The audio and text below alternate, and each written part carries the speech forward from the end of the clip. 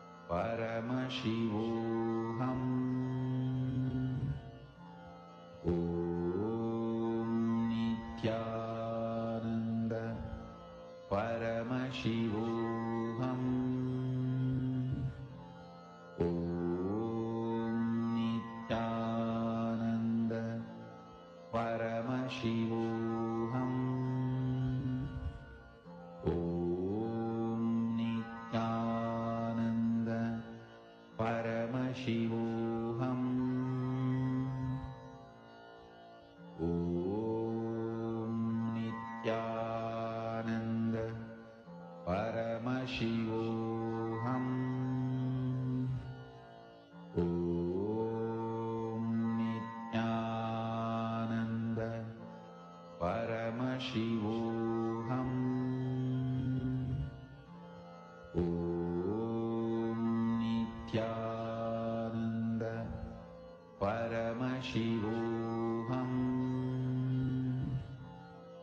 Om Nithyananda Paramashivoham.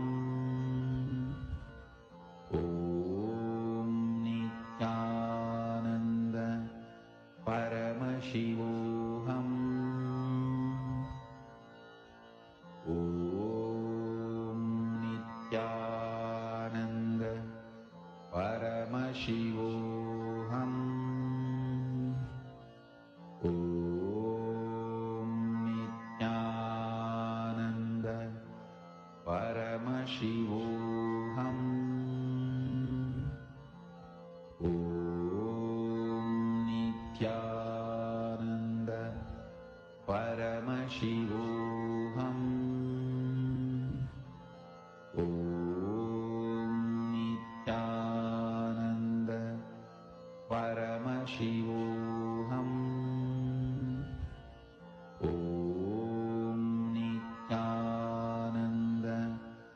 Paramashivoham.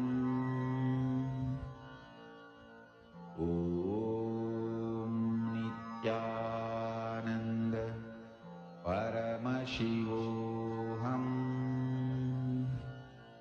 Om Nithyananda Paramashivoham. Om Nithyananda Paramashivoham.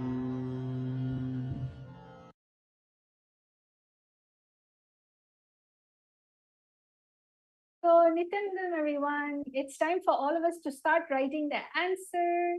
Nithyanandam, where is the SPH located in one of these boxes? You can start writing down your answers. I'll give you time and start describing what is there. What is the activity that is happening in the actual image?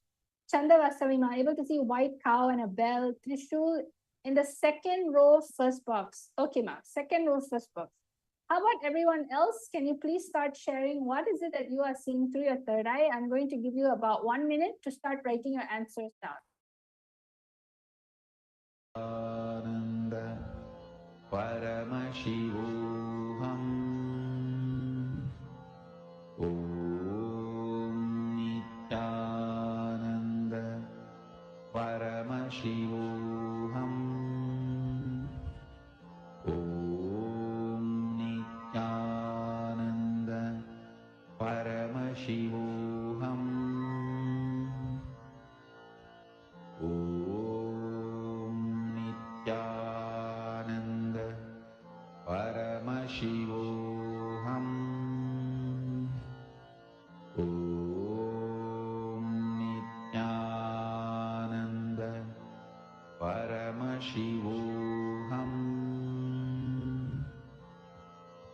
Om Nithyananda Paramashivoham. Om Nithyananda Paramashivoham. Om Nithyananda Paramashivoham. Om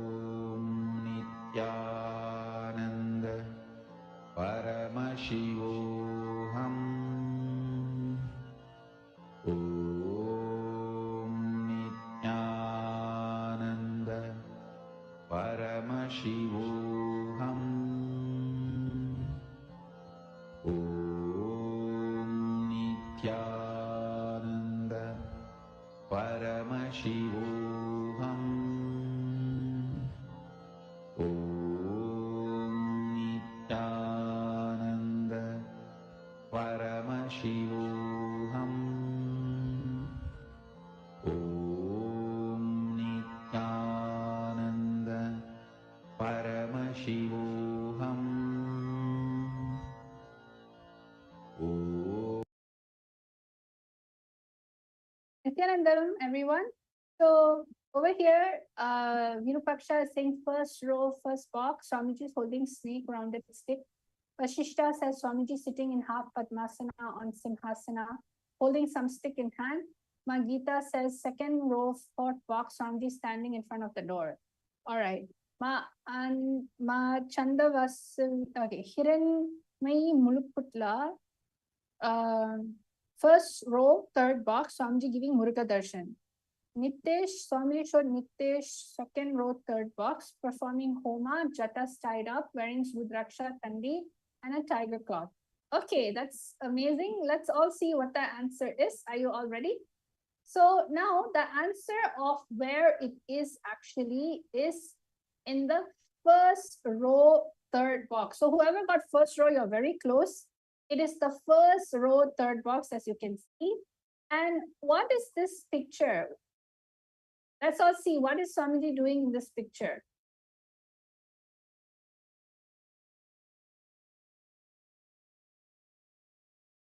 So Swamiji was actually in the Himalaya Yatra, such a beautiful picture. Swamiji is fully wearing saffron orange on huge Rudraksha mala. And Swamiji is wrapped up really cozy, warm because it's so cold in Himalaya Yatra. And also Swamiji is holding a walking stick. And it's such a beautiful scenery of the Himalayas and lots of trees. So this is the picture. Thank you all for participating in today's power manifestation session. It was amazing. Now let's all end the session with the Purna Mantra by having gratitude to Swamiji in the third eye. Om Purnamada Purnamidam Purnat Purnamudachyate Purnasya Purnamadaya Purnameva Vashishyate. Om Shanti Shanti Shanti. Hari Om Tat Sat Sarvam Bhagavat Shri Nithyananda Paramashiva Padaka Paramastu. Om Nithyanandam. Nithyanandam. Thank you. And as usual, if you want to get initiated into the third eye, you are completely welcome to join our actual Paramashiva Sena program. It's an ambassador program where you get to explore the ambassador dimension of you. And not only that, when you become Paramashiva's ambassador, when you say yes, just simply all the powers of the cosmos, the Paramashiva Shakti just starts manifesting through you. So I welcome all of you to join the Paramashiva Sena Ambassador Program and to also experience power manifestation to the next level. So link will be projected. It is ecitizen.info/PSS and you can choose any of the date that is available.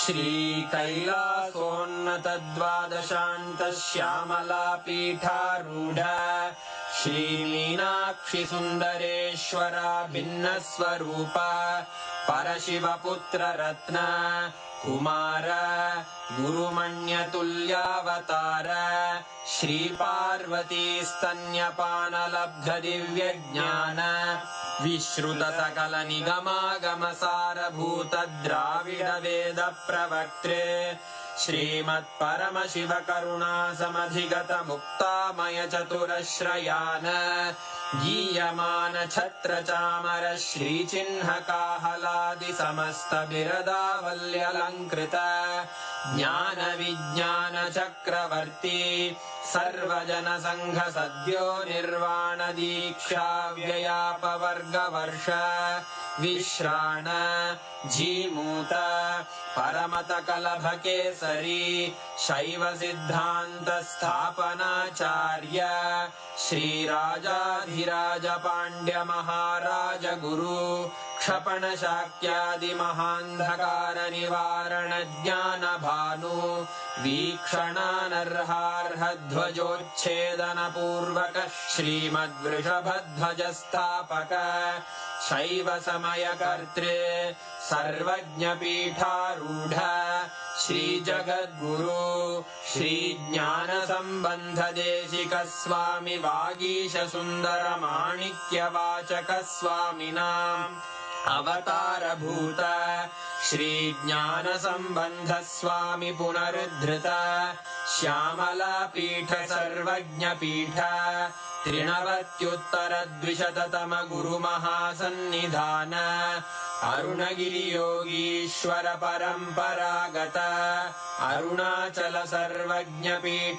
गुरुमहासन्निधान Kailash परम्परागत काञ्ची कैलास सर्वज्ञपीठ त्रयस्त्रिंशदुत्तरद्विशततम गुरुमहासन्निधान नित्योत्सव नित्यमङ्गल नित्यकल्याण नित्यरजित कैलास परम्परागत आदिकैलास नित्यानन्दपीठ महासंस्थान महासिंहासन पीठकर्तः साक्षात् श्री परमशिव समुद्भूत कैलास परम्परागत वैवस्वत मनु इक्ष्वाकु हरिश्चन्द्र भगीरथ श्रीरामचन्द्र शूरसेन इत्यादि अनवच्छिन्न सार्वभौम चक्रवर्ति परम्परागत चतुष्षष्टि योगिनी मण्डित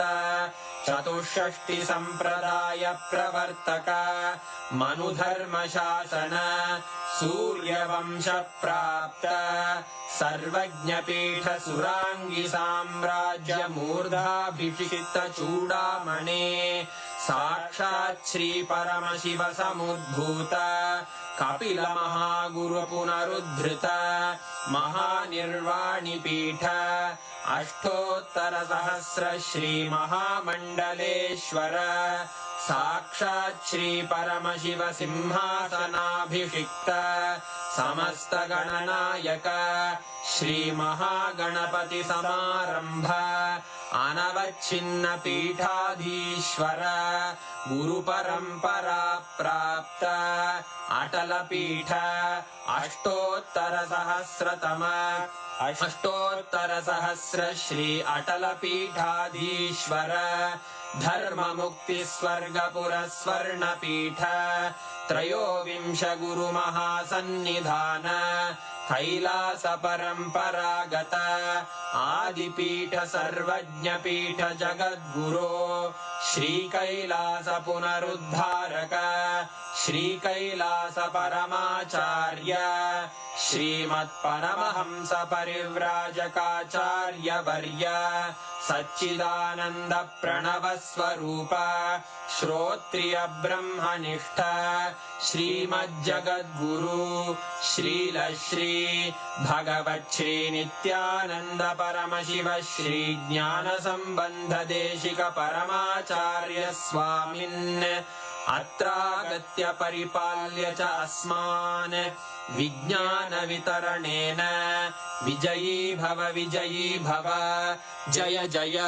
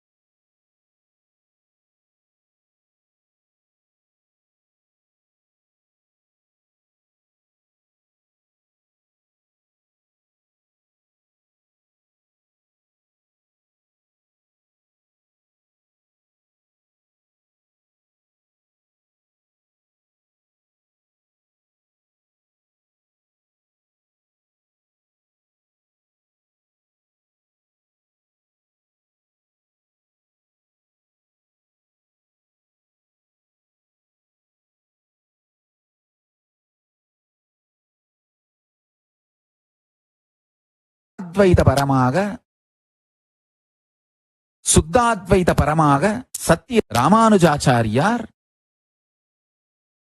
மத்வாச்சாரியார், பாமதி என்று பல்வேறு விதமான பாஷ்யங்கள் உருவாகின. பிரஸ்தானம், பகவத்கீதை, இந்த மூன்றும் தான் இந்து மதத்தினுடைய மூல நூல்கள் என்கின்ற அமைப்பே நீலகண்ட சிவாச்சாரியார் பிரம்ம. அதற்கு பிறகுதான் பல்வேறு ஆச்சாரியர்களும் அவர்கள் சொல்ல வந்த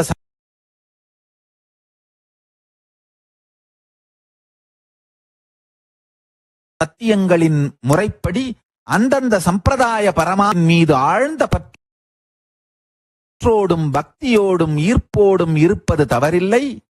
அது மற்ற சம்பிரதாயங்களின் மீது வெறுப்பாக வர வேண்டிய அவசியமும் இல்லை.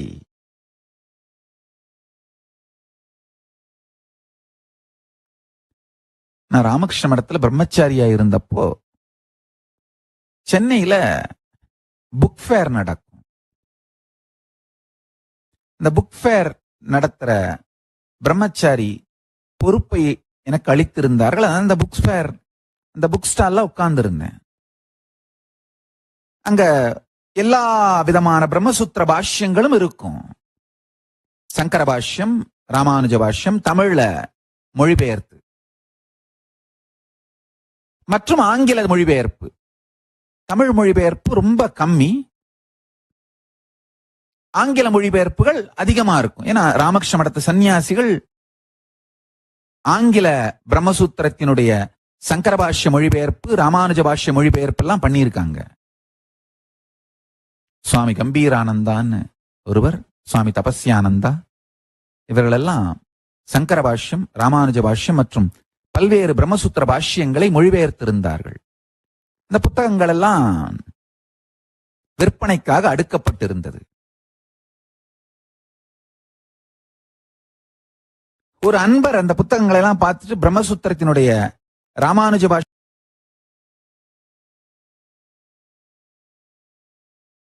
சங்கர பெரிய பிரச்சனையே அத்வைதத்துக்கும் துவைதத்துக்கும் என்ன வித்தியாசங்கிறது தானே. இத ஒரு வார்த்தையில கேட்டுட்டாரே, இப்ப நான் என்ன பதில் சொல்றது? ஐயோ, நான் எந்த பக்கம் பதில் சொன்னாலும் பிரச்சனை தீராதுனா உத்து உத்து பாக்குறேன். கேட்டவர் நாமம் போட்டிருக்காரா, விபூதி வச்சிருக்காரான்னு. அவர் நெத்தியில ரெண்டுமே இல்ல. எது வச்சு அழிஞ்சதுக்கான அடையாளம் இருக்குன்னு உத்து உத்து பாக்குறேன். ஏன்னா எந்த மாதிரி பதில் சொல்றதுன்னு யோசனையா இருக்கு. மெதுவா தோல்ல யஞ்ஞோபவீதம் போட்டிருக்காரான்னு பாக்குறேன். முதல்ல அவரை நான் ஸ்டடி பண்ணணும், அதுக்கப்புறம் தான் இந்த கேள்விக்கே பதில் சொல்ல முடியும். அங்க இருந்த வாலண்டியர் ரொம்ப எளிமையா பிரச்சனையை தீர்த்துட்டாரு. 45 ரூபா சார்.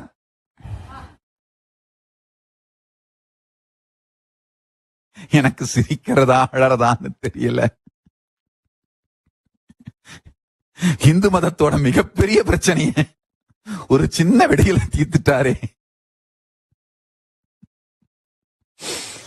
நன்றாக புரிந்து கொள்ளுங்கள், நம்முடைய சம்பிரதாயத்தின் மீது ஆழ்ந்த பக்தியும் நம்பிக்கையும் ஸ்ரத்தையும் வாழ்க்கையை நோக்கி வாழ்க்கையின் மாட்சிமையையும் நீட்சிமையையும் உங்களுக்குள் மலர வைக்கின்ற எல்லா கருத்துக்களும் ஆதி சைவம். அவைகளை வாழுங்கள்.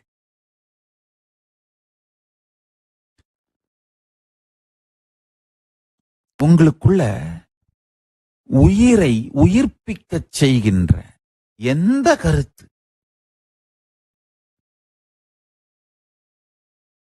இருந்தாலும் அந்த கருத்தை மேன்மேலும் ஆழப்படுத்திக் கொள்ளுங்கள். உயிரை சுருக்கி வாழ்க்கையை, வாழ்க்கையின் குவாலிட்டிய, மாட்சிமையை நெரிக்கின்ற எந்த கருத்தாக இருந்தாலும் அதை துறந்து விடுங்கள். எந்த நபராக இருந்தாலும் அதை துறந்து விடுங்கள்.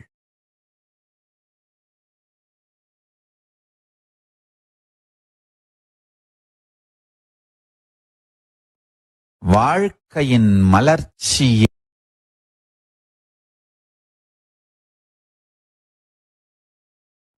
உயிருடைய உயிர்ப்பின் நோக்கமே பறந்து விரிந்து வளர்ந்து கொண்டே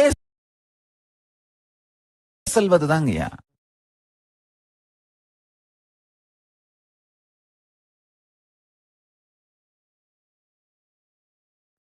உயிரின் நோக்கம், உயிரின் உயிர்ப்பின் நோக்கம் பறந்து விரிந்து கொண்டே செல்வது. பூமியில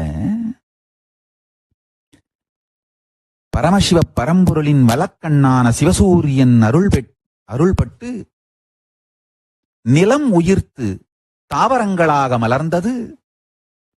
பரமசிவ பரம்பொருளின் இடக்கண்ணான சந்திரனின் அருள் பொழிந்து அமிர்தம் பொழிந்து நீரில் உயிர்கள் மலர்ந்து பலாயிரக்கணக்கான ஆண்டுகளாக இவை இரண்டும் வளர்ந்து வளர்ந்து வளர்ந்து வளர்ந்து வளர்ந்து பல்வேறு மிருகங்களாக, ஸ்தாவரங்களாக, ஜங்கமங்களாக மலர்ந்திருந்தன.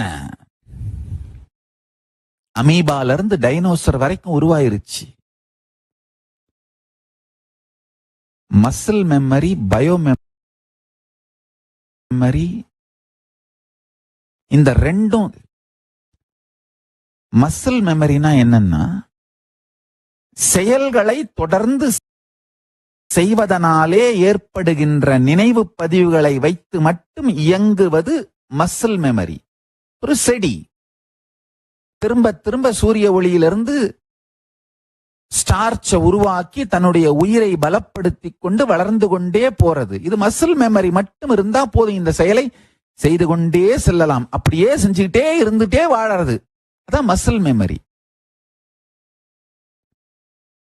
பயோ மெமரினா என்னன்னா, தன்னுடைய இருப்பு சார்ந்து முடிவுகளை எடுத்தல். வெறும் செயல்களை சார்ந்தே இல்லாம, அது எப்படின்னா, நேத்து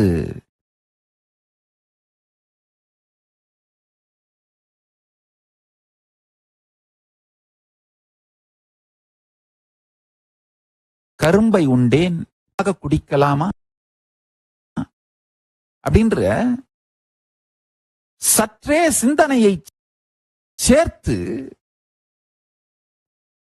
செயல்படுவது பயோமெமரி, உயிர் நினைவு. நன்றாக புரிந்து கொள்ளுங்கள்.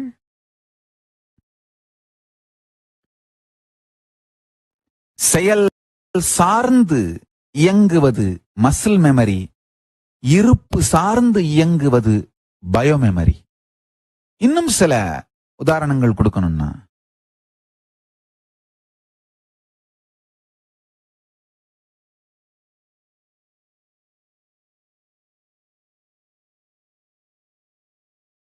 ஏற்கனவே பல்வேறு சத்சங்கங்களில் இந்த மசில் மெமரி, பயோமெமரி, நீங்க உங்களை பத்தி என்ன கருத்தை வச்சிருக்கீங்களோ அந்த கருத்து சார்ந்து செயல்படுவது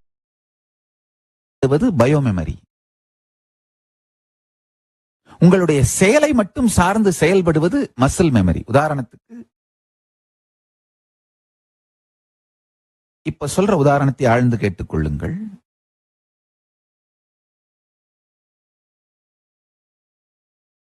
காலையில 7 மணி ஆனா எந்திரிக்கிற, ஏதாவது ஒரு செயலை செய்யும் பொழுது இதை என்னால் செய்து முடித்து விட முடியும், எனக்கு அந்த திறமை இருக்கின்ற உற்சாகம், உங்களை பற்றி நீங்கள் வைத்திருக்கின்ற ஒரு நம்பிக்கைத்தனமான கருத்தை சார்ந்து நீங்கள் இயங்கி பல முறை வெற்றியை ரசித்து ருசித்து விட்டீர்களானால், ஏதாவது ஒரு செயலை ஆரம்பிக்கும் பொழுது நீங்கள் உணர்கின்ற அதே உற்சாகம் பயோமெமரி.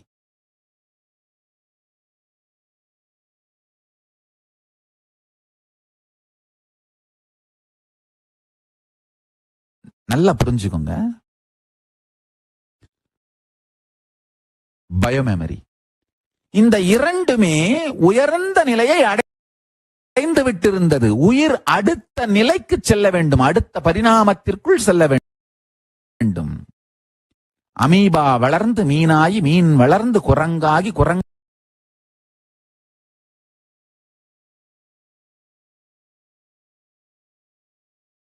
வளர்ந்து டைனோசர் ஆகி பரிமாணம் அடுத்த நிலைக்கு போக வேண்டும். இந்த கருணை உண்டு. பார்க்கின்ற என்னப்பா இது, சூரியனும் வருஷ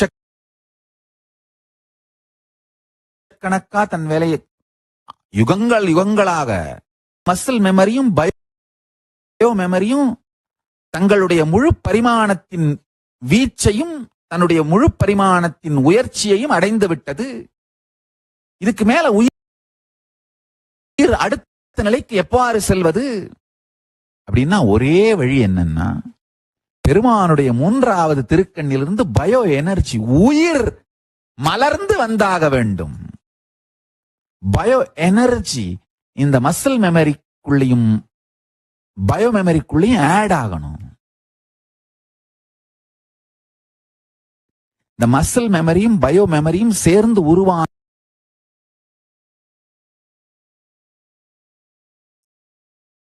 ஒரே வழி என்னன்னா, 3வது கண் மலர வேண்டும். பெருமானுடைய 3வது திருக்கண் மலர வேண்டும்.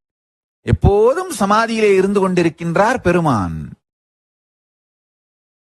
நல்லா தெரிஞ்சுக்குங்க, இது ஒரு ஆழமான சக்தி வாய்ந்த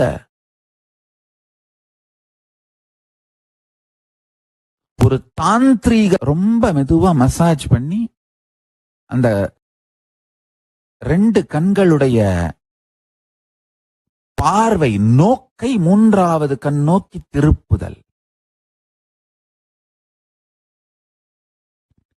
கணவன் மனைவிக்கோ, மனைவி கணவனுக்கோ,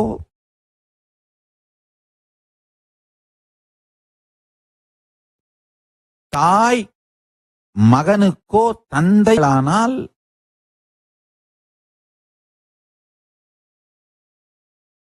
அந்த நபருடைய, யாருக்கு இது செய்யப்படுகிறதோ அந்த நபருடைய 3வது கண் முழுமையாக மலர்ந்து விடும்.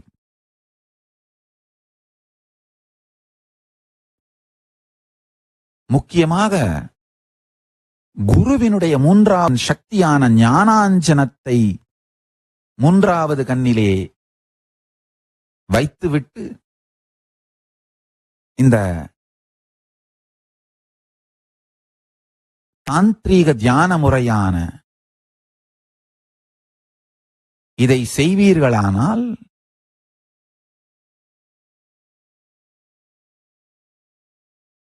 யாருக்கு இது செய்யப்படுகிறது, ஆனால் அது மலர்ந்து உயிர்த்து உயிர் பூமியின் மீது பட வேண்டும். அது எப்படி செய்யறது? தாயார் தன்னுடைய அளப்பரும் பெரும் அன்பினால், கருணையினால் பூமியில் இருக்கின்ற ஜீவன்கள் மீது கொண்ட கருணையினாலும், பெருமான் மீது இருக்கும் பெரும் பக்தியினாலும்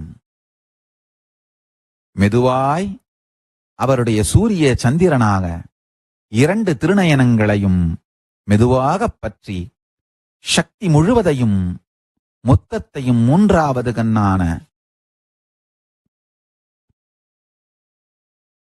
பெருமானின் 3வது திருக்கண்ணை நோக்கி செலுத்துகின்றாள். மொத்த சக்தியும் 3வது திருக்கண்ணிலே குவிந்து திரிநேத்திரம் என்று சொல்லப்படும் 3வது திருக்கண் மலர்கின்றது. 3வது திருக்கண் மலர்ந்து பயோ எனர்ஜி, உயிரான உயிர் பரமசிவ பரம்பொருளின் 3வது கண்ணில் இருந்து உயிர்த்து மலர்ந்து உலகின் மீது பொழிகின்றது, பூமியின் மீது பொழிகின்றது. அது பொழிந்த இடம் காஞ்சி மாநகரம். அந்த தாங்கி அதை அழகாக அமைத்து எல்லா உயிர்களுக்குள்ளும் அதை மலரச் செய்து மனித இனம் மலர்ந்திடுவதற்காக. அப்பதான் மனித இனம் மலர்கின்றது. ஏன்னா மனிதன்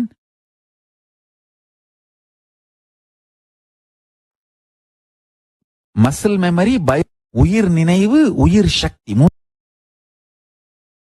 மூன்றும் சேர்ந்த முதல் உயிரினம் மனிதன். அமீபாலர்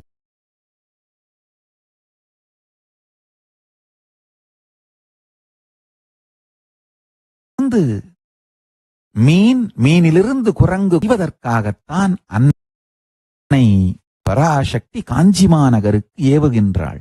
காஞ்சிமாநகருக்கு ஏகுகின்றாள். காஞ்சிமாநகர் வந்தடைகின்றாள்.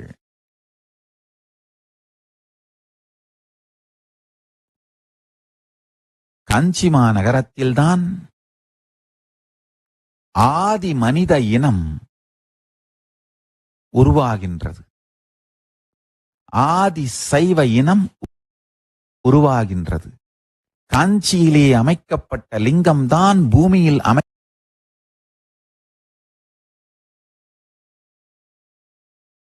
அமைக்கப்பட்ட முதல் காஞ்சி மாநகரம். பூமிக்கான க்ஷேத்திரம். நன்றாக புரிந்து கொள்ளுங்கள்.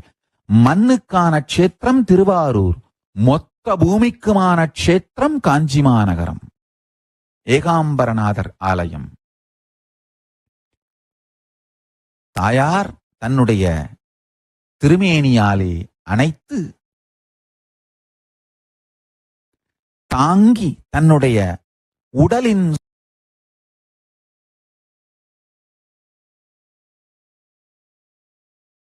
சூட்டால் மனித இனமாக மலரச் செய்கின்றாள்.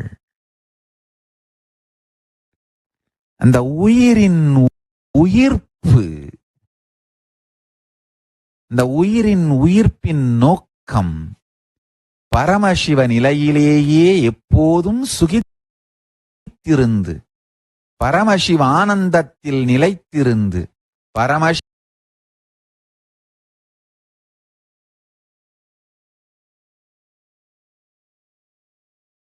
சுகபோதத்திலேயே நிலைத்திருந்து,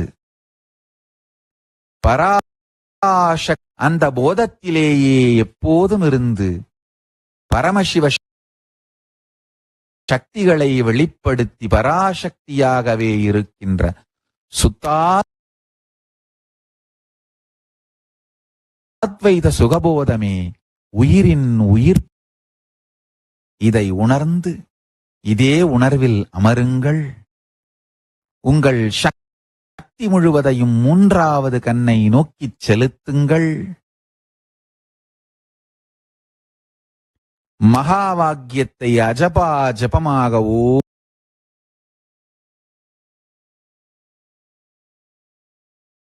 ஓம் நித்யானந்த பரமசிவோகம் என்கின்ற மகாவாக்கியத்தை உங்கள் எல்லோருக்கும் இந்த தீட்சை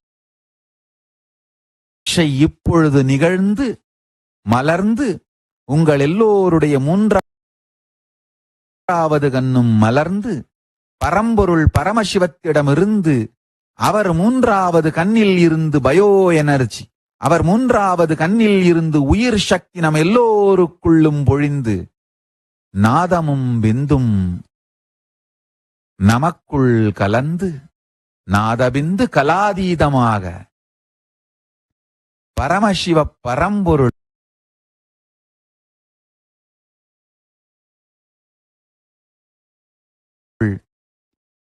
பராசக்தியாய் நம்முள் மலர்வார்.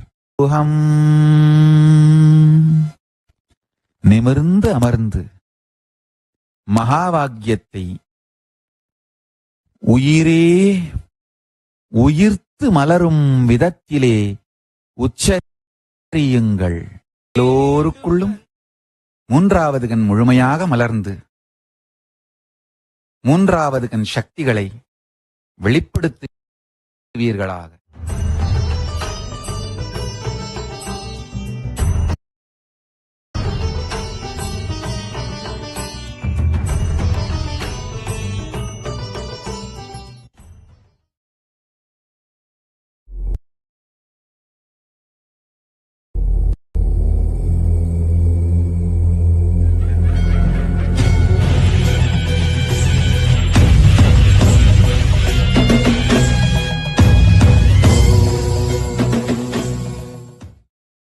தாயார் பெரிய திருமேனி, உயரமான திருமேனி, 8.5 அடி உயரம், கரும்பு வில்லோடு கதம்ப கொத்தோடு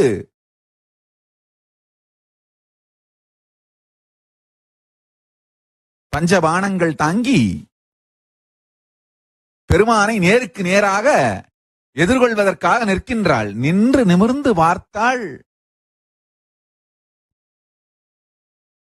3 கண்கள் 3 முலைகள் மீது பட்டவுடன் 3வது முலை மறைந்து 3வது கண் மலர்ந்தது. தாயார் பிறக்கும் பொழுது 3 முலையோடு பிறக்கின்றாள். அசரீரி சொல்லுகின்றது, தன்னுடைய வாழ்க்கை துணைவனை கண்டவுடன் 3வது முலை மறைந்து தன்னிலை தான் உணர்வாள்னு அசரீரி சொல்லுது. அதே போல பெருமானுடைய திருக்கண்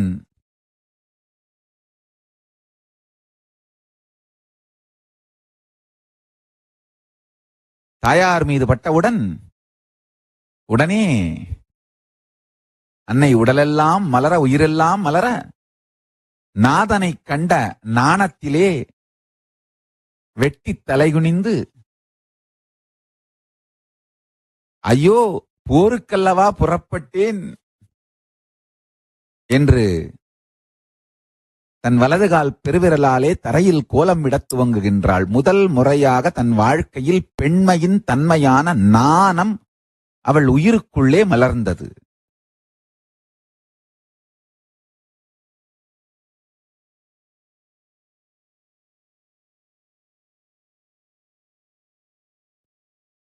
பெருமான் சற்றே புன்னகைத்தவாறு, என்ன போகலாம், சரி வர்றேன் போ, இல்ல இப்பவே போகலாம். இப்பவே எங்க போறது? இப்பவே போற மாதிரியா கைலாசத்தை விட்டு வச்சிருக்கீங்க? பாரு, நீயும் உன் கூட வந்த பிள்ளைகளும் பண்ண ஆட்டத்தை.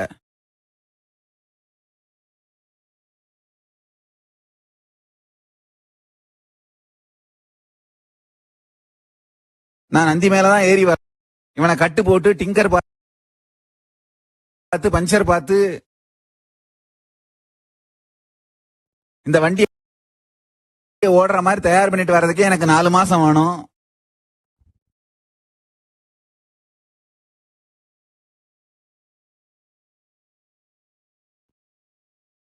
ஏனப்பா, இது வெறும் டிங்கரிங் பார்த்து பட்டி பார்த்து பஞ்சர் பார்த்தா மட்டும் பத்தாது போல இருக்கு. பிளாஸ்டிக் சர்ஜரி எல்லாம் பண்ணணும் போல இருக்கு. கொஞ்சம் அடி பலமாத்தான் விழுந்திருக்கு. மதுரக்காரக அடின்னு கேள்விப்பட்டிருக்கோம்.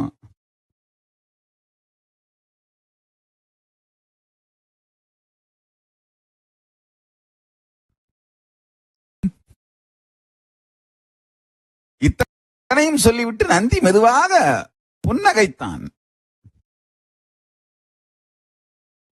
பெருமானுக்கு ஆச்சரியம், என்னப்பா அடி பலம்னு சொல்ற, புன்னகைக்கிற, எனக்காவது பரவாயில்ல, கொஞ்சம் திரும்பி பாருங்க சாமினா, இந்த குடை தாங்கும் குண்டோதரன் குடையையே உடையாக போட்டுக்கொண்டு நின்று கொண்டிருக்கின்றான். என்னப்பா என்ன ஆச்சு? ஐயனே, கொஞ்சம் பலமான அடி. கூட வந்த பிள்ளைக பயத்து மேலேயே குதிச்சாங்க சாமி. ஏண்டா, என்னடா ஆச்சு?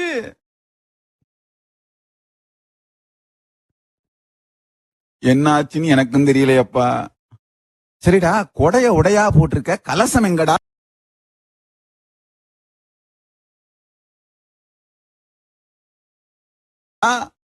ஆற்றாக கலசத்தை தான் இப்போது வைத்துக் கொண்டிருக்கின்றேன் ஐயனே. அதனால் குடைக்கு உள்ளே உடையும் இல்லை, காணாமல் போன சில பாகங்களுக்கு பதிலாக கலசத்தை வைத்துக் கொண்டிருக்கின்றேன்.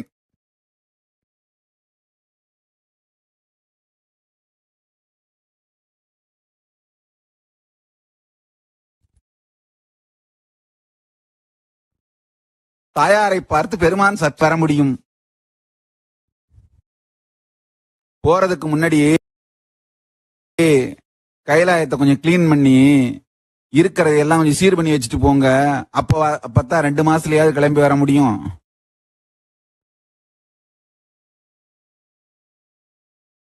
தாயார் திரும்பி பார்த்தாள். வெற்றி புன்னகையோடு சுமதி, தாயாருடைய படைத்தளபதி பேர் சுமதி, நின்று கொண்டிருக்கிறாள்.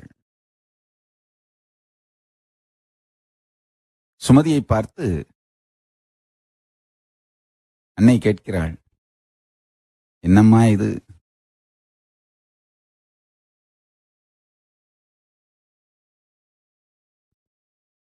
அன்னையே, போர் என்று வந்துவிட்டால் நாம் இது 2 தவிர எங்களுக்கு எதுவும் தெரியாது. அன்புன்னா உசுரை கொடுப்போம், வம்புன்னா உசுரை எடுப்போம். நீங்க தானே தாயே அப்படியெல்லாம் தயார் பண்ணி வச்சீங்க.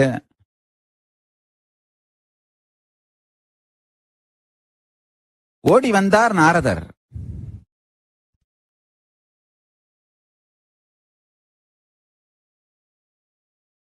உடைந்து போயிருந்தது வீணை. பெருமான் மீனாட்சியை பார்த்து கேட்கிறாங்க, அம்மா அவர் ஒரு ரிஷி ஆச்சு, அவரையாவது அடிக்காம விட்டுருக்கலாமே. சுமதி சொன்னால், அவர் ரிஷி என்பதனால் நாங்கள் அடிக்கவில்லை, ஆனால் மீடியா போல கைலாயத்து படை வெற்றியை நோக்கி அடைவதாகவும் மதுரையின் படை பின்வாங்குவதாகவும் பொய்த் தகவல்களை பரப்பினார். அதனால் வீணையை மட்டும் பிடுங்கிக் கொண்டு வெறுமனே விட்டு வைத்தோம். ஐயனும் ஆமாம் ஆமாம் அப்பனே, என்னை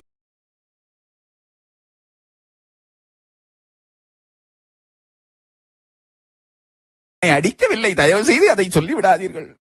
வீணையை மட்டும் பிடுங்கிக் கொண்டார்கள். எல்லாம் நோக்கி பார்வையை திருப்பினார்.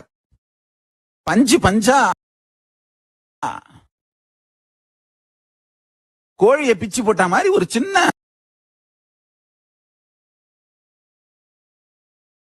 ஒரு பறவை பிச்சு போட்டு கிடந்தது. வந்த பிள்ளைங்க கொஞ்சம் வேகமா இருந்தது சாமி.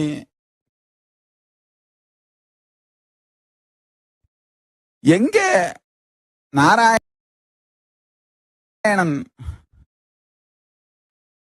அப்பதான் மெதுவா, ஐயனே இங்குதான் இருக்கின்றேன்னு சாப்பிட்டு முடிச்ச திருப்தியில ஏப்பத்தை விட்டுட்டு நாராயணன் வர்றாரு. எங்க சாப்பிட்டு வர்றீங்க? ஆமா, வந்தது என் தங்கை தான் என்று தெரிந்து கொண்டேன், வந்தவுடனேயே சொல்லிவிட்டேன், வைகுண்டத்திலே யாருமே அவரை நிறுத்தாதீர்கள், தங்கைக்கு எல்லா சீர்வரிசையும் கொடுத்து வரவேற்று விடுங்கள்னு சொல்லிட்டேன். அவங்க மதுரையில இருந்து கொண்டு வந்த சாமான் செட்டெல்லாம் இறக்கி வச்சு சமைச்சு அவங்களும் சாப்பிட்டு எனக்கும் போட்டாங்க. சாப்பிட்டுட்டு இப்பதான் மெதுவா எந்திரிச்சு வர்றேன். இந்த சின்ன பசங்க வெடலை பசங்க சொன்னா கேட்காம கைலாயத்துல கலெக்டா பண்ணி உதவாங்கினாங்க. அதுக்கு நான் என்ன பண்றது? வைகுந்தத்துல நாங்கெல்லாம் சேஃபா இருக்கோம்.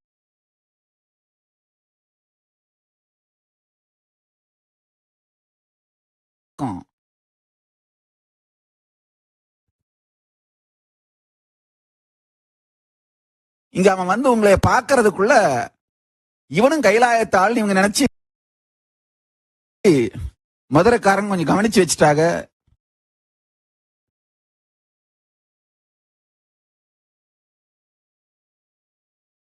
பெருமான் திரும்பி அலண்டு போய் கிடக்கின்றன.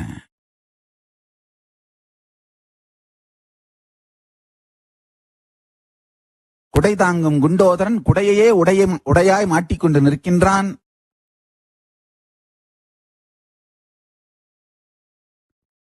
நந்தி முதுகெலும்பை தவிர மற்ற எல்லா எலும்புகளையும் உடைத்து எண்ணி இருக்கிறார்கள். பெருமத்தில் நம்ம அம்மா உட்காரணபடி, அதனால அதை மட்டும் விட்டுருங்கன்னு சொல்லி மத்ததெல்லாம் அடிச்சாங்க சாமி.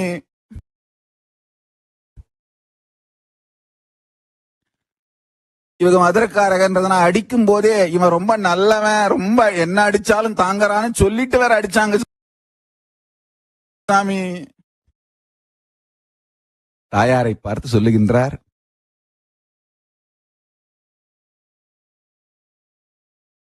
ஐயனே மன்னிக்க வேண்டும், எங்களுக்கு அடிக்கவும் தெரியும், கட்டுப்போடும் வைத்தியமும் தெரியும்.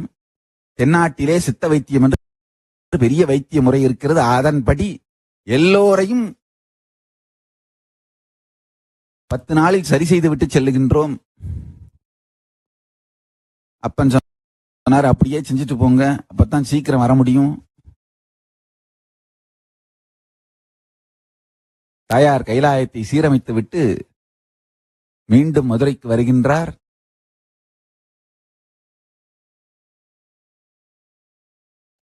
மண்டலம், ஞான மண்டலத்தை மதுரையில் உருவாக்கி ஜீவன் முக்த சமுதாயத்தை செய்து வைக்கின்றார். ஜீவன் முக்த சமுதாயத்தை உலகத்திற்கு அளிக்கின்றார்.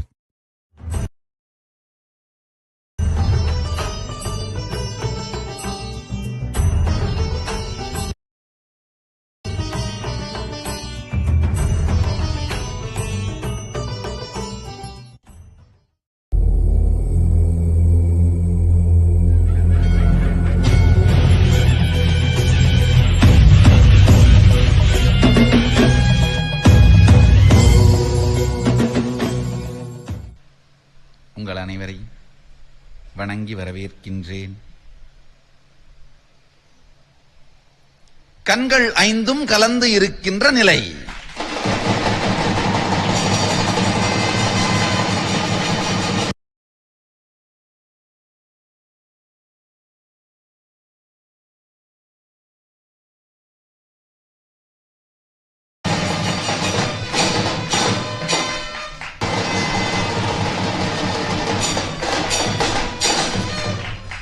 சிவாய எனும் நிலையில் இருந்த 3 கண்களும் நம என்கின்ற நிலையில் இருந்த 2 கண்களும் 5 ஒன்றாய் கலந்திருந்தது.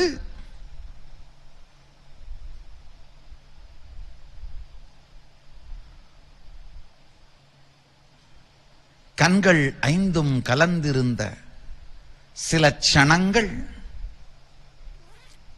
அரசன், பாண்டி நாட்டு அரசன் தன் அகந்தையை மறந்து சுகத்திலே இருந்தான்.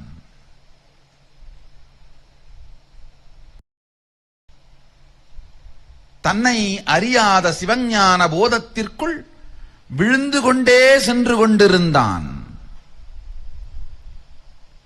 திடீரென்று தான் வேறொரு நிலைக்கு செல்வதையும் தன் இருப்பு தன் மீது தளர்வதையும் உணர்ந்து விழித்தான் உறக்கத்திற்கு. உறக்கத்திருந்து விழிக்கவில்லை, விழித்தான் உறக்கத்திற்கு.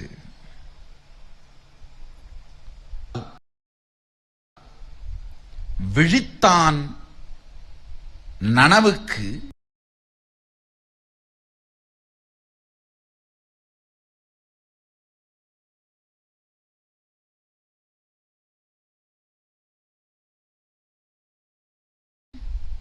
துரியத்திருந்து நனவில் விழுந்தால் விழித்தலைக்குள் சென்று கொண்டிருந்த அரசன் சம்ஸ்காரம் எனும் வழி சாக்கடைப்பட்டு சம்சார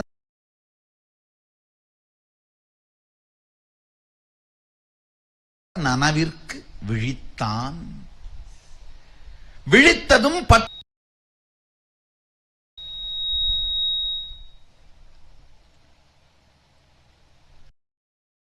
தான் அரசன் என்றும் எதிரில் இருப்பவன் கூலிக்கு வந்த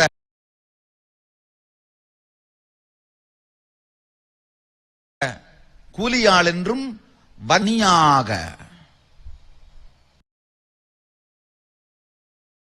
வியக்திகளை உணரத் துவங்கினான் அரசன்.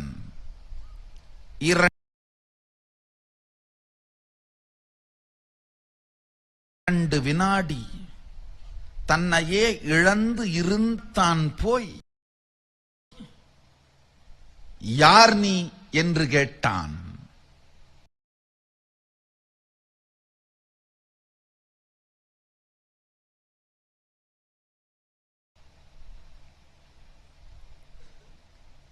வந்தி, நான் யார் நீ?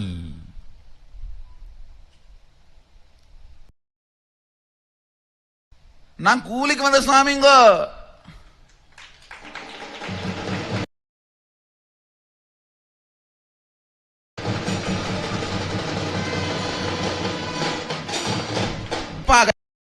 அழகை பார்த்தால் கூலிக்கு வந்தவனைப் போல் தெரியவில்லையே. நீ யாரு சாமி? என்னைய பத்தி விசாரிக்கிற, நீ யாருன்னு சொல்லவே இல்லையே. நாம் பாண்டி நாட்டு அரசன்.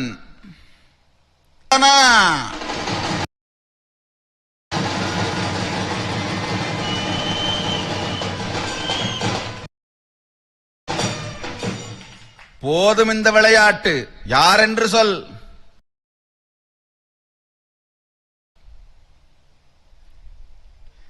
அமர்ந்திருக்கும் என் பேரப்பிள்ளை அல்லவா பாண்டிய நாட்டு அரசன். நம்ம தொழிலே கூலிதான் சாமி. யாரு கூப்பிட்டாலும் போவேன், எதை கொடுத்தாலும் திம்பேன். பரிபாஷையில் பரமன் உரையாற்றுகின்றான்.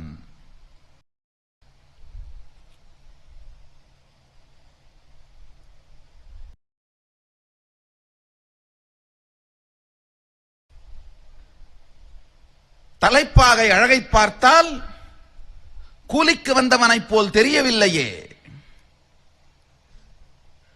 அதுவா சாமி? 4 நாளைக்கு முன்னாடி குதிரை ஓட்டுற ஒருத்தன் தலைப்பா கட்டி இருந்தான். அதை பார்த்த ரொம்ப அளவா திருபுவனத்து பட்டு உந்தலையில் எப்படி? அதுனா சாமி, எனக்கு கொடுத்தது உனக்கு, உனக்கு கொடுத்தது எனக்கு, நமக்கு கொடுத்தது நமக்கு, வேற ஒருத்தனுக்கு கொடுத்தது நமக்கு வருமா? நமக்கு கொடுத்தது வேற ஒருத்தனுக்கு போகுமா? இதெல்லாம் புரியுமா சாமி? புரியாதா சாமி? என்ன சாமி பேசுற?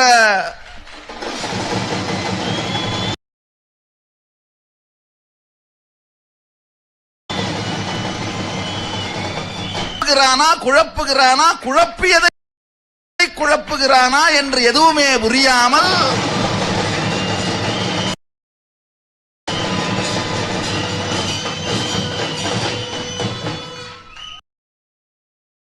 கேள்விக்கு மட்டும் பதில் சொல். பாண்டி நாட்டு அரசன் முன்னால் நின்று கொண்டிருக்கிறேன் என்பது தெரியவில்லையா? ஏன் சாமி ரொம்ப சத்தம் போடுற?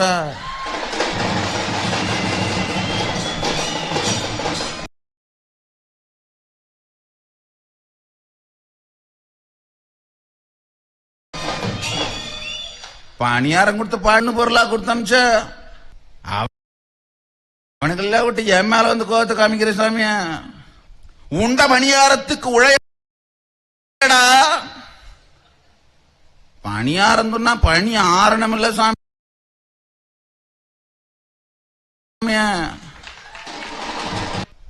மாமியார் வீட்டில் விருந்துண்டு விட்டு படுத்திருப்பவனை போல் பேசுகிறாய். ஆமாம் சாமி, இது நம்ம மாமியார் விடுதான் சாமி.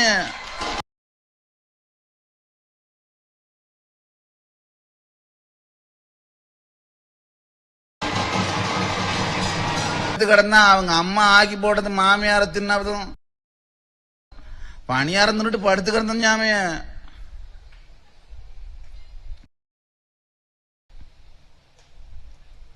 என்னடா என்னையே குழப்புகிறாய்? உண்ட பணியாரத்திற்கு பணியை ஆற்றுவதற்கு பதிலாக பணியாறிக் கொண்டிருக்கின்றாயே, என்ன நடக்கின்றது இங்கே? சத்தத்தை கேட்டு விழுந்தான் கூலியால்.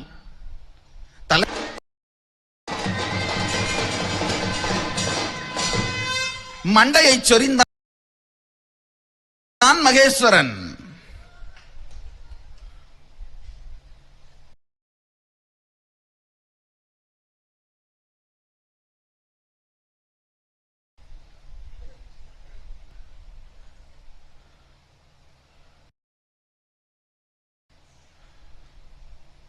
புரிந்து கொண்டான் பாண்டியன். சற்றே இறங்கி வந்து, அப்பா,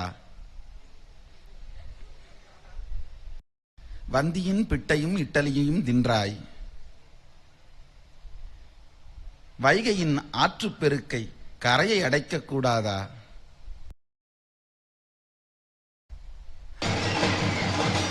பொங்குவது இங்கிருந்தடா மூடனே, அங்கு கொட்டி என்ன செய்வது, இங்கடைக்க வேண்டுமடா.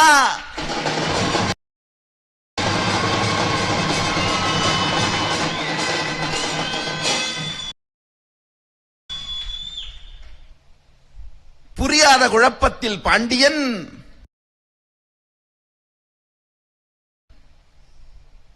புரிந்து கொள்ளவில்லையே என்ற குழப்பத்தில் மகேஸ்வரன் மண்ணில் இறங்கி வந்து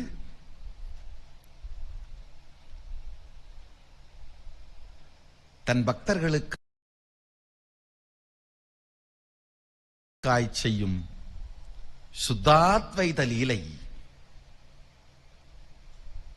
தவகதாமிருதம் தப்த ஜீவனம் பீடிதம் கல்மஷாபகம் ஸ்ரவணமங்கலம் ஸ்ரீமதாததம் புவிகிருநந்திதே பூரிதாஜனா. நினைத்தவர்கள் நெஞ்சையெல்லாம் இனிக்கும்,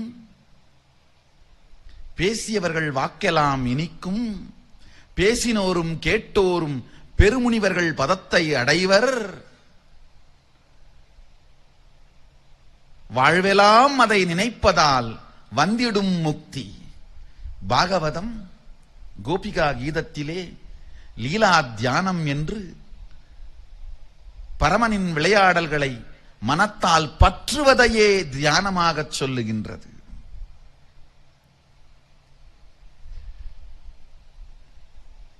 மண்ணை படைத்த பரமன்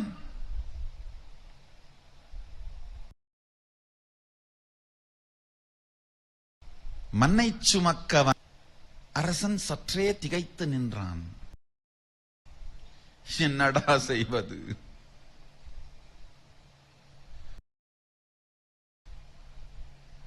ஒரு சாயலில் பார்த்தால்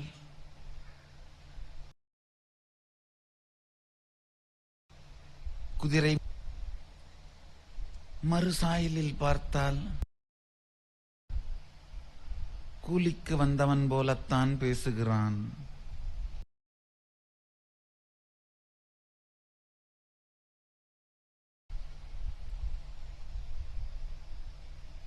பணிவு தெரிகிறது. வார்த்தைகளை பார்த்தால் நெளிவும் வளைவும் தெரிகின்றது.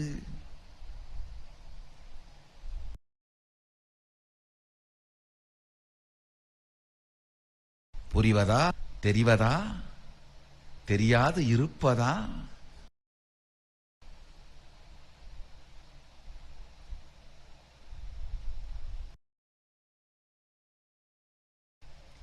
பாண்டி நாட்டு அரசன் சிறு குழந்தையைப் போலே தலை குழம்பி போய் நிற்கின்றான். சென்று பாண்டிய நாட்டு மன்னனின் குழப்பத்தையும் ருசித்துக் கொண்டு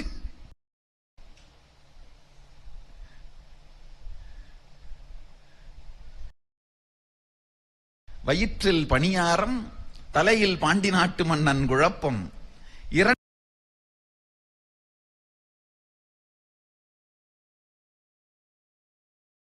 இரண்டையும் ருசித்துக் கொண்டும் ரசித்துக் கொண்டும்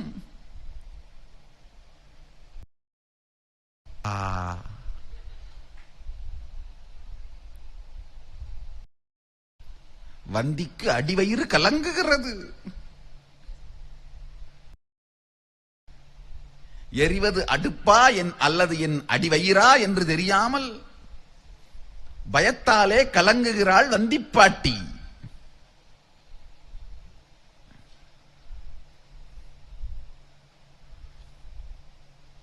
வந்திப்போருக்கும் நெந்திப்போருக்கும் அருள் செய்யும் பரமன் வந்திப்பாட்டிக்கு அருள் செய்ய வந்திருக்கின்றான்.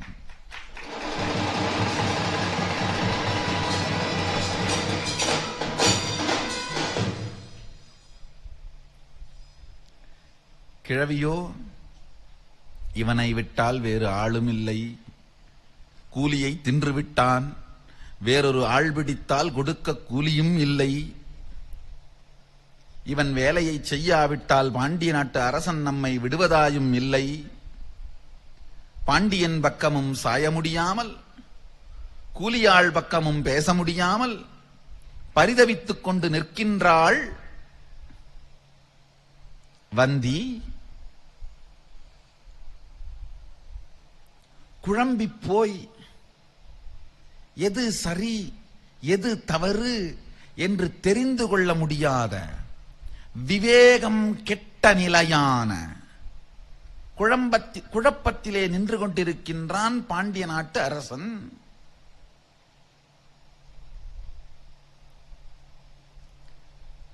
அத்வைதம் என்பது எல்லோருக்குள்ளும் இருக்கின்ற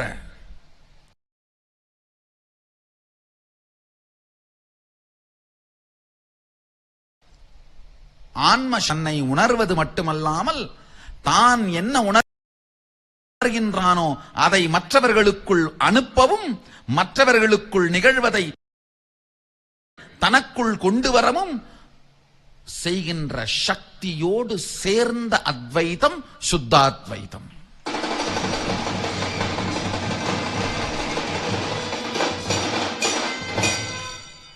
கிருஷ்ணன் விஸ்வரூப தரிசனம் அளித்தது அத்வைத நிலை.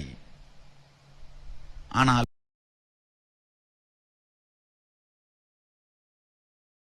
இங்கு பெருமான் நின்று கொண்டிருப்ப உடல் மனம் இவற்றை கடந்து ஆன்மாவாய் தன்னை உணர்ந்து, அதே ஆன்மாதான் எல்லோருக்குள்ளும் இருக்கின்றது என்று உணர்ந்து, எல்லோருக்குள்ளும் இருக்கும்